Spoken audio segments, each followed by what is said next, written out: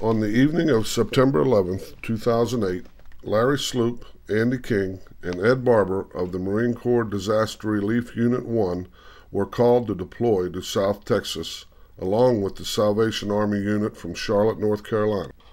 After a briefing from Captain Robert Jameson of the Salvation Army, all 4 men deployed the next morning at 06:45.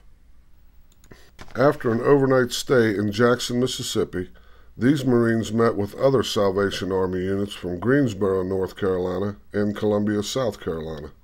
Setting out for Texas on September 13th, vehicle problems delayed their departure for many hours. The convoy arrived in Tyler, Texas, in the early morning hours of September 14th.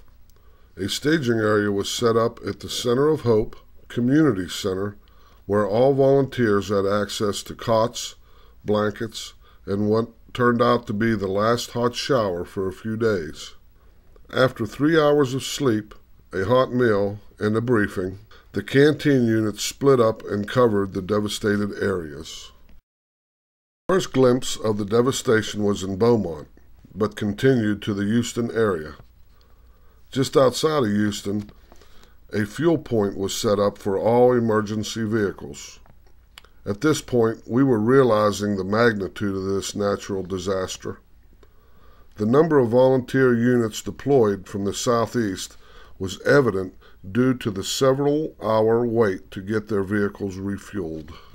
Arriving in Texas City in the early morning hours of September 15th, a school gym was set up to house the volunteers and supplies needed for that area.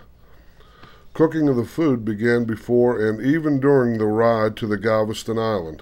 This unit was the first to arrive with emergency food service since Hurricane Ike roared through that Texas coast just days before.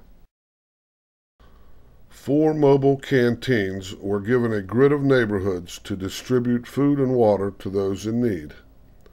Surprisingly, there were many people that chose to stay and face the storm on the island. While providing our services in a neighborhood, an elderly man approached our canteen asking us and helping to get a medical prescription refilled that he urgently needed. Seeing that cell phones were useless and having no communications, Larry Sloop had his own vehicle and was able to drive the man back to the staging area where the medical emergency response team was able to help.